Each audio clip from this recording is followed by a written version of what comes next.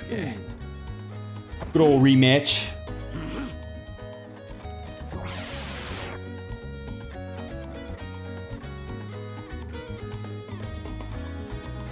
Why you gotta be on the other side of the screen there, buddy?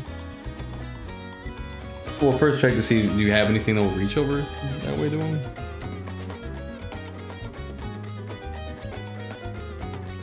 Fine, sleep trick. You could try sleep trick or stench boot.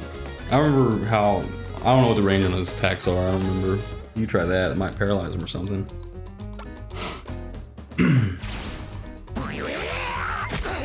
Oh yeah, he just throws lizards at you. Fly, lizard, fly. I think if you try to keep an angle at him, I don't know if you can throw the lizards. You might be able to just like do big damage on him. Will he even fall asleep? Oh, he will. All right. So try to, like I said, try to get diagonal to him, I think. And then yeah, do big damage. Low 2 hits. What about poke bind? Yeah, try that.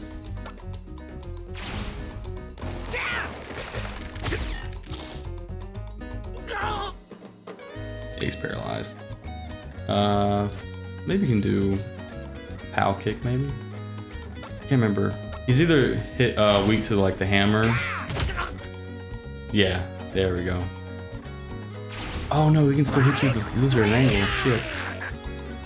Do you have? You might want to heal. Menu. No, wrong button. Items. And then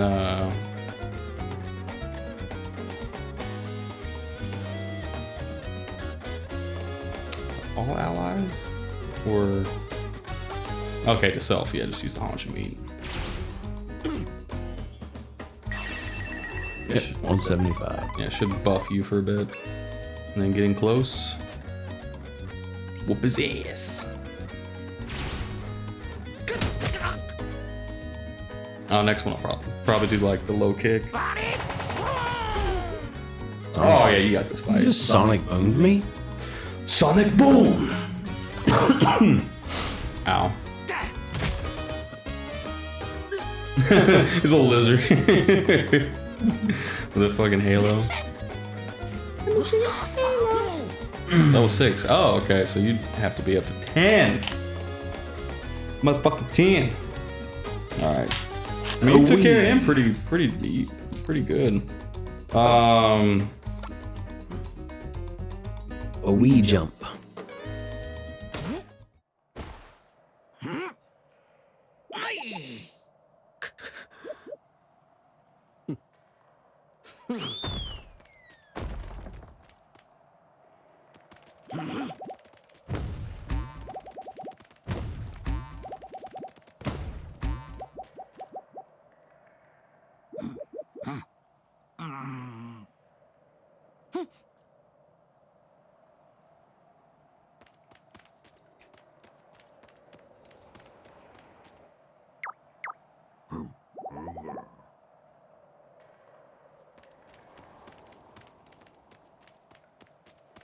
Okay.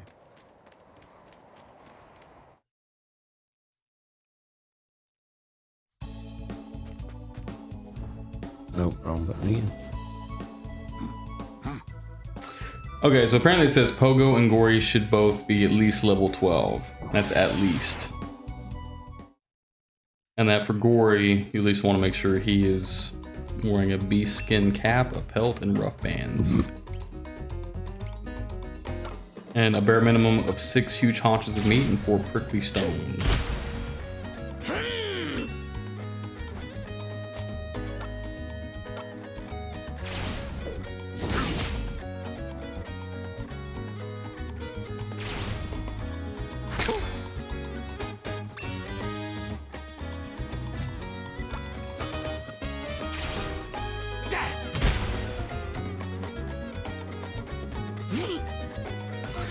So yeah, be careful.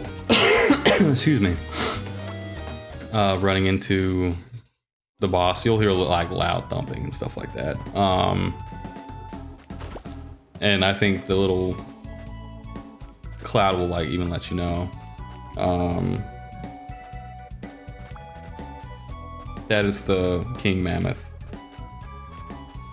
Yeah, it's a bit of a hard boss fight. Also, partially the boss creates fire tiles, and then you essentially have to use Gory's special attack to. This ain't it, right? No. It's like a special variation. It's like gold. Like I said, you'll hear thumping. Like when you get close to it, it'll be like loud thumping. But it'll create fire tiles, and you essentially need to use his poop throw to create poison tiles that will, because it gets healed by fire. So you'll need to get rid of the tiles that the fire tiles will be standing on.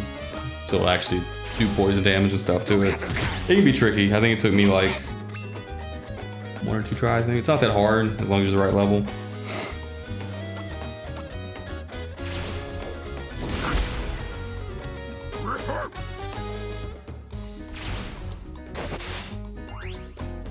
Taking a dust bath to heal yourself, but you didn't really need to. There's also another secret item later on this level where you'll return to this area like later on in the story of this chapter. And you have to interact with a rock 100 times. Just press A just over and over again, and then you'll get a little thing saying, okay, you unlocked it. You're like, I unlocked what?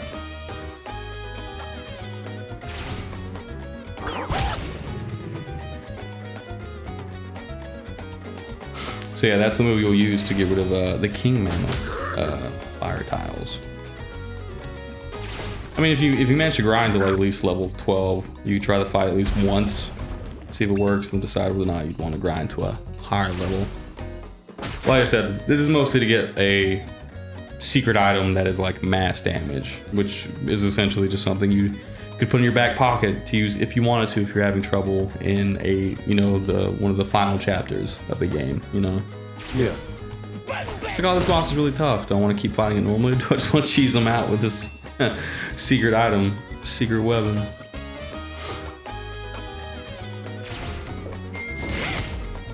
Oh yeah, that's another thing. You probably learned it by now, but obviously big enemies, or enemies themselves, like, you physically take up 1 square, but if an enemy, if any part of their body touches a square, then they're susceptible to damage within that square. Mm-hmm.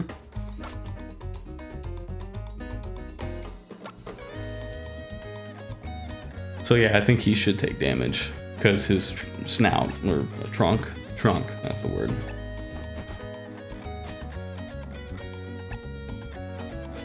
Oh yeah, that attack I think is really good on the mammoths. Yeah, the jump, I think. Yeah, it did 140.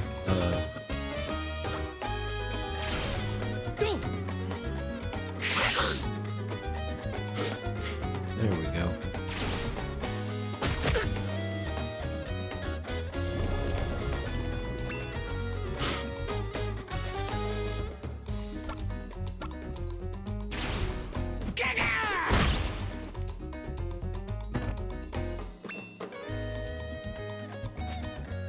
I keep telling myself I think it'd be cool to make a game of my own, like in this kind of style, HD 2D. I think it would look really good.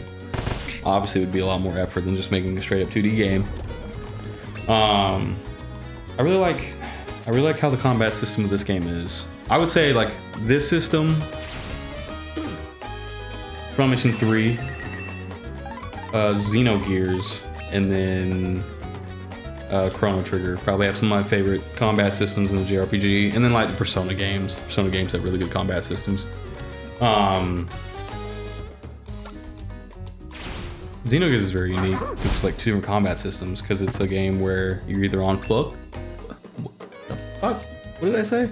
You're either on foot or you're fighting in giant robots, and that's pretty good. And Front Mission 3 is just you fighting in giant robots. And that has a really detailed, like intricate combat system where you can even get if you deal enough damage, and like, cause like there's different sections for the robots in that game. So like it'll be different arms, the legs, the body, and everything like that. If you end up destroying just enough parts, right, you might put enemies into a surrender state. And if enough time goes on, usually they'll be really weak if you hit them with another attack with your mech. And then after enough given time, if you're winning the battle against essentially their teammates, the rest of your opponents, they might surrender of their own accord. It's usually a dice roll, or they might try to enter combat again. It's really funny if they have no way of actually damaging you and they enter combat again, because then they're just walking around doing nothing. But you can also eject your pilot in one of your robots, and then like just move them a little bit of squares, and then you just shoot them and do 1 damage with your little pea shooter, and they instantly surrender, and now you have all their leftover parts, and you get to keep them or sell them or throw them on your robots. Like, it's such a good game. And there's 2 campaigns in it as well. There's and it's decided very early on in the game, like essentially right after you do the tutorial that introduces you to the mech combat. Oh, you leveled up to level 7. You got another huge haunch of meat back. I think you also equip those beast fangs and other accessories on Gory to beef him up. What was I gonna say? Oh, that's the thing you gotta interact with later on. When you come back, you'll interact with that. You'll just press A on it like 100 times, and then you'll have access to something on later on.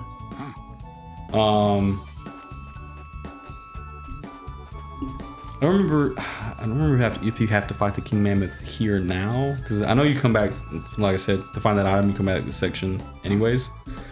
Yeah, it's just a little deer. What was I talking about? Pro Mission 3.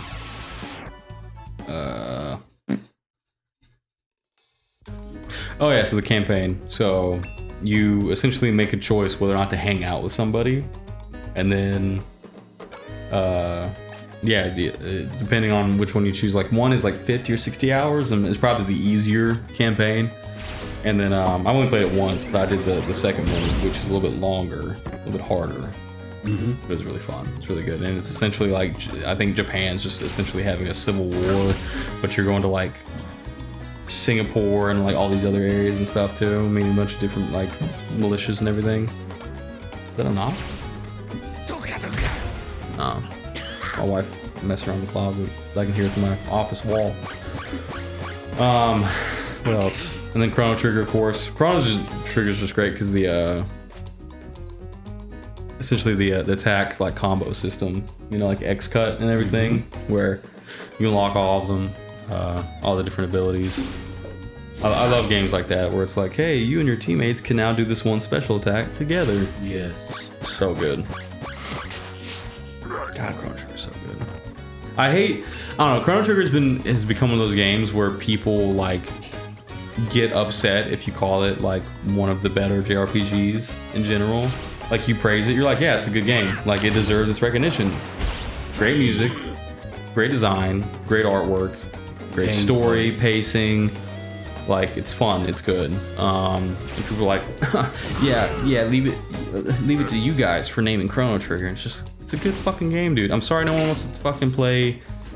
Like, I'm just saying as like a common thing, right? Like, just out of all JRPGs, like, it's not the best. It's one of the better ones, but it's not. And I'm not saying it's the absolute best. I'm just saying if anybody was getting into a JRPG, Chrono Trigger is one I would suggest. I would say it's easy to pick up. There is some mastery that can come with it, right? You know, if you're looking for a challenge. Just all in all, it's a solid game. I'm sorry that your weird, obscure Japanese game that's only had 2 official American releases and the rest is all in Japanese, and you're playing the special translation version isn't as super popular that you'd want it to be. Doesn't mean it's bad. It's just, you know, maybe it's weirder or different, or it hasn't got much. Like, I have a JRPG. I mean, technically JRPG. It's Japanese and it's an RPG. Downloaded my PS5, so I gotta finish it or start over in case, you know, we ever played on here. Called Resonance of Fate, and it's like, hey, what if the Matrix had some clock punk aesthetic and you get to run around and shoot guns, and you actively get to make your character run around and shoot guns? It's really weird, but I like it. It's a weird. Originally, it was a PS3 game. It got a 4K HD release, and very unique. I think I want to say the voice actor, because you just play as like 3 characters for all the game. I don't think you get any new party members, which is fine. But you get to like, oh man, you get like a weird. So you can get different like pistols and machine guns and different weapons and add them to these characters, and then you can get different. It's really weird when you look at it. It's like a grid system, right? Mm-hmm. For the weapon. And then there's like little grid squares. And so you can just like put attachments and just like attach them all over. And so like when they're holding it in the game, it's just whatever the pistol is. But on the grid, it's like, yeah, I have 3 scopes stacked on top of each other. And then I have all these silencers extending off of each other and all these different magazine clips. It looks so dumb, but it's so goofy. It's a weird Japanese goofy thing. I don't know. I like it. I think it's funny. I'm not going to take points away from a game for being quirky in Japanese. That's weird. Yeah. God, I liked it. It's fun. It's very unique, and I can clearly see why it did not take off. It definitely didn't get big anywhere.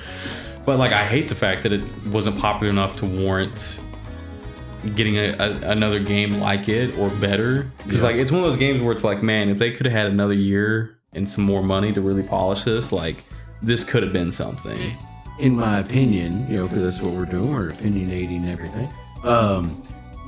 If the creators had actually gone out and said, why didn't you like this game? Or what was it that, you know, turned you away? That way, and that's why they do, you know, play tests now, you know, for special downloads, people. And if they would do that more, they would probably... That might be the Mammoth. I don't know. That one up there. Yeah.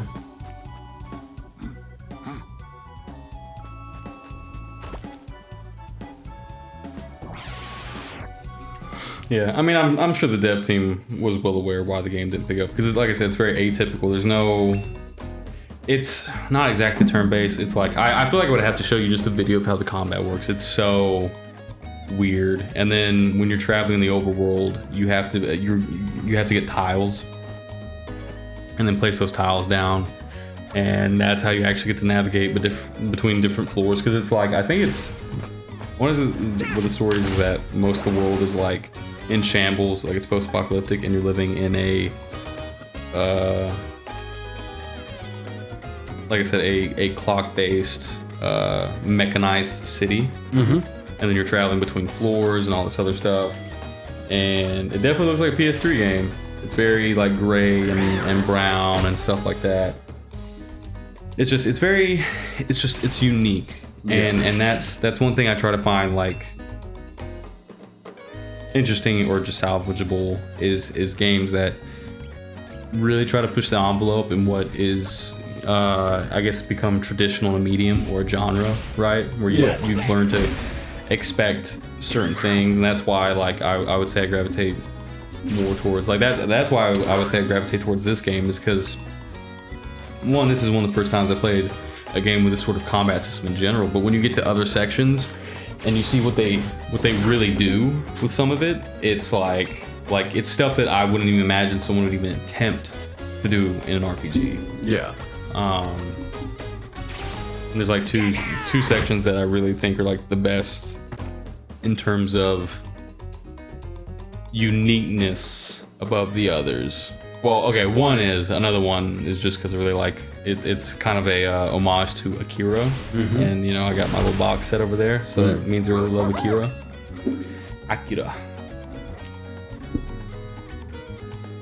Anybody out there listening to this? All you need to know is Akira, both the manga and the movie, are peak fiction, okay? And it's one of the very few animes to be peak fiction. And yes, that goes for your favorite anime as well. I'm right, you're wrong, go cry.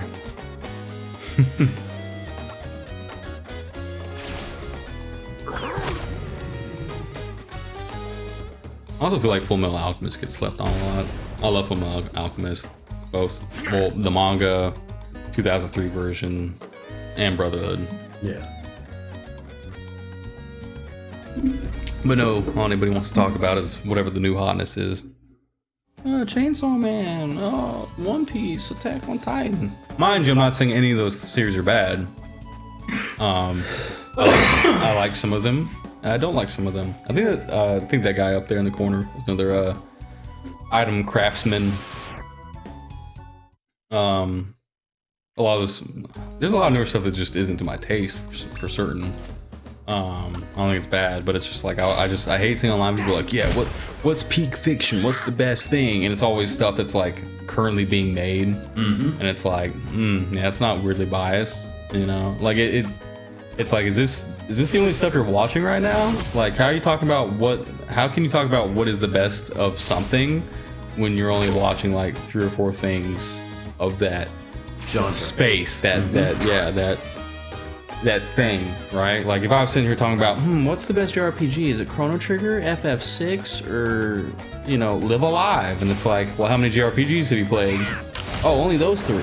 It's like, what are you talking? Okay, you can talk about which one you think is the best out of those 3, but like, how are you going to be involved in a conversation of what is the best of a thing when you only know 3 things of that? Yeah.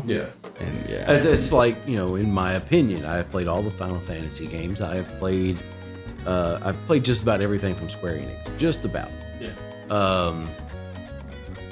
There's still a variety of games that I still haven't played. Yeah. But as of right now, Final Fantasy VII, Chrono Trigger, those are my favorites. Yeah, exactly. White Knight Chronicles, that was a good RPG. That was a PS3 game, wasn't it? Yes, it I think I always see, whenever I go to a used game store, I always see a box on the shelf, and I'm like, doesn't look like my thing. I feel like I'm very particular about stuff at times. Like, I just look at some, like, a lot of times I am a very much like judge a book by its cover, but it's also like, is this thing similar to the thing that I'm used to and I like? Or is this something, you know what I mean? Yeah. And I think it doesn't help the fact that like it can just be really disappointing when you buy something because it looks really cool, and then it ends up not being your thing, and now it's just like, oh well, I wasted my money on this. Whoops.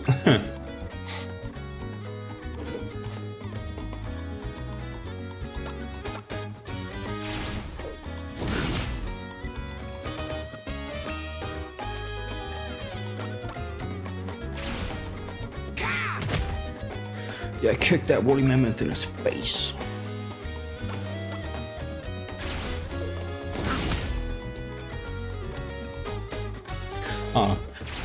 I guess to put it out there, I'm not saying no one is allowed to have opinions. I'm just saying These are understand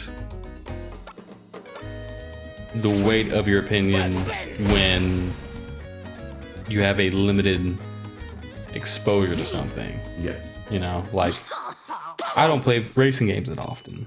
I can probably, out of all the racing games that exist in the world, there's probably maybe 10 that I think are ones that I think are good, and I really like. Some of them being Need for Speed Underground 1, 2, Most Wanted, some kart racers, like some of the Mario Kart games and stuff like that. But I'm not going to start getting into discussion of what is the best racing game of all time with people that really love racing games, because they've probably played dozens, and it's just like, and I mean, how am I going to argue my case to someone when they're like, okay, well, have you played fucking Gran Turismo 5 or whatever? And it's just like, nope. So we'll stop you right there, because I've played Gran Turismo 2, 3, A-Spec, and B-Spec, 4, the half of game that 5 was, and 6. And to me, and I have played Forza, I've played the Mario Kart games, the Twisted Metal. Yeah, they're not technical racing games. Yeah, more like Demolition Derby games. But they I've played the NASCAR games. Oh yeah, there's some good NASCAR games. They're all good.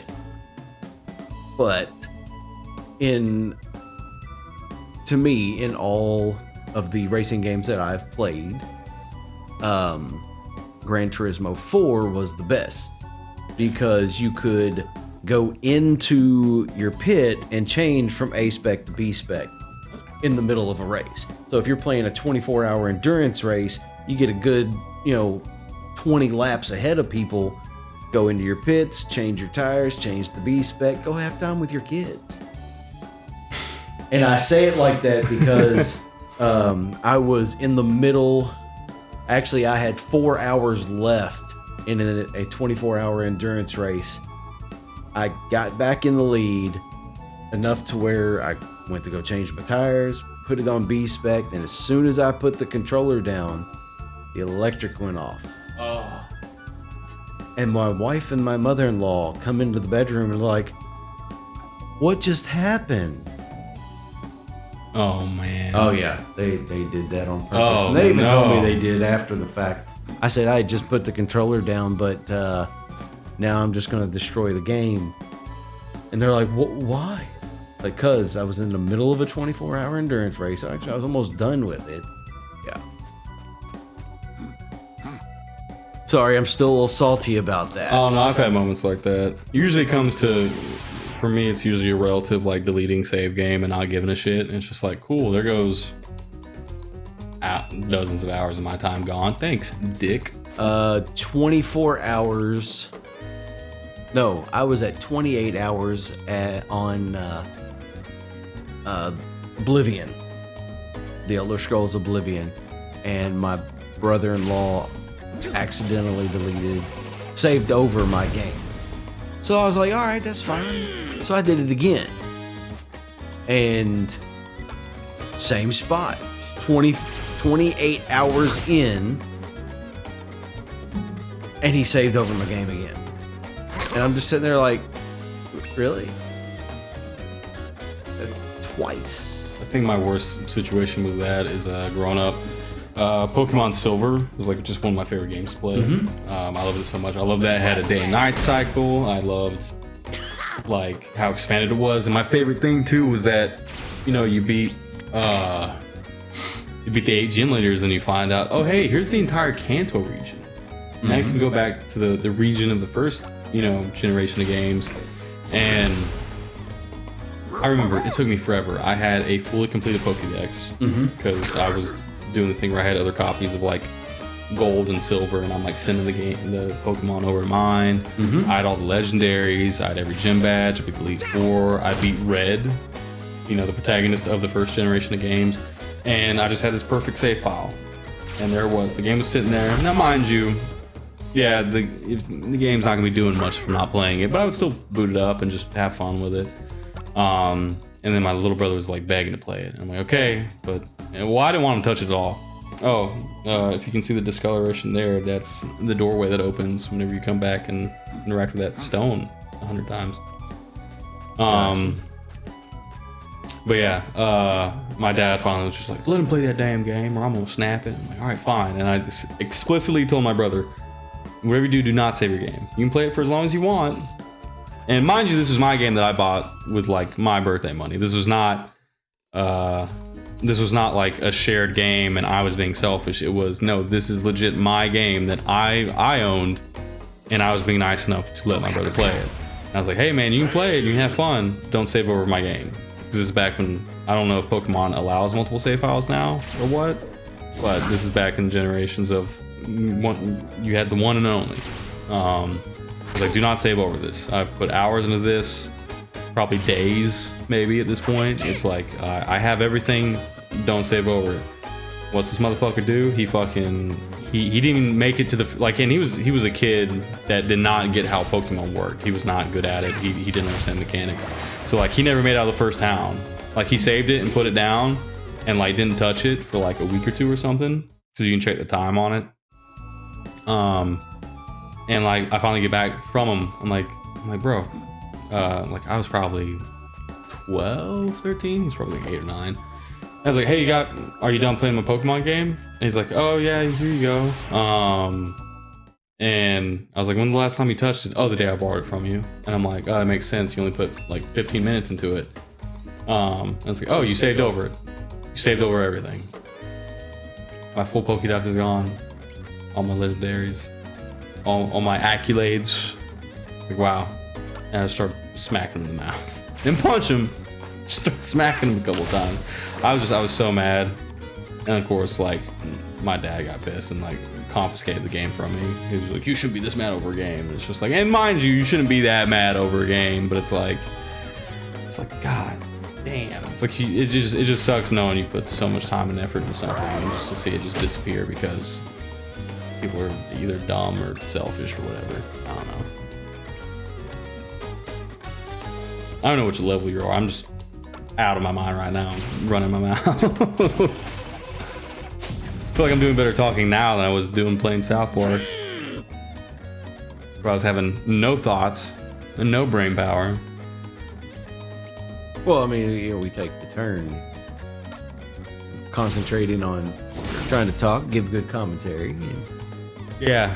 For anybody who's never done anything like this, it is very hard to both try to remember how to play a video game while you're playing it and have interesting dialogue while doing so.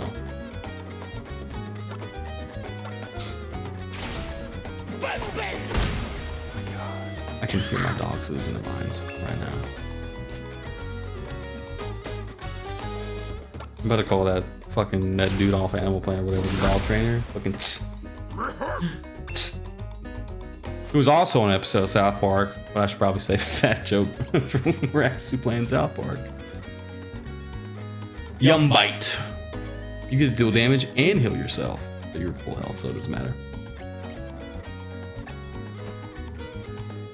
Tantrum. I like there's no animation, they just make it bounce around the spray.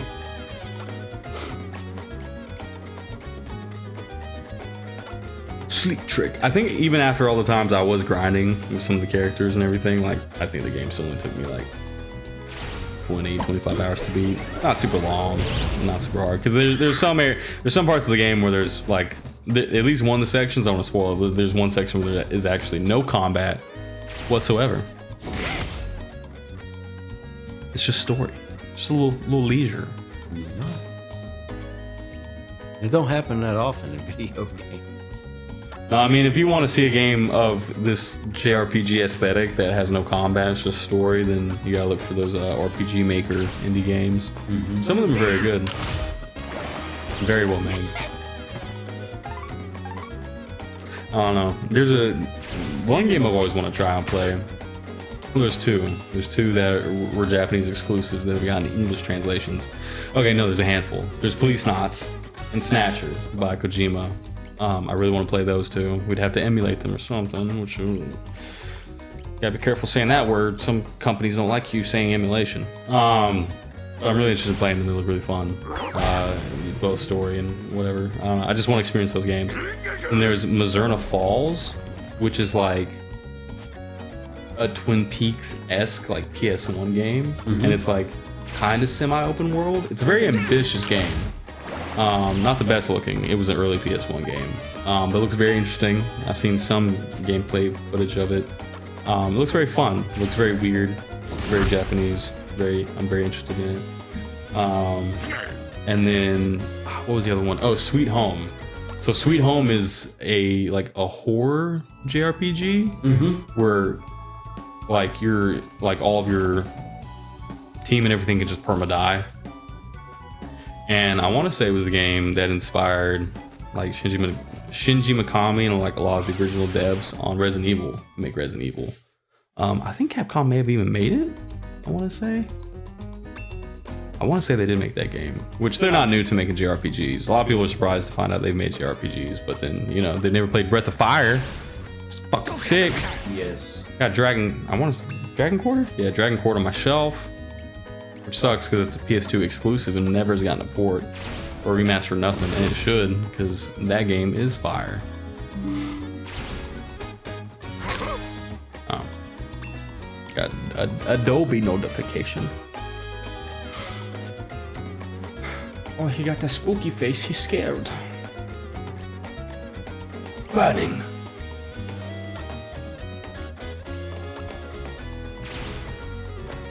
Predictable.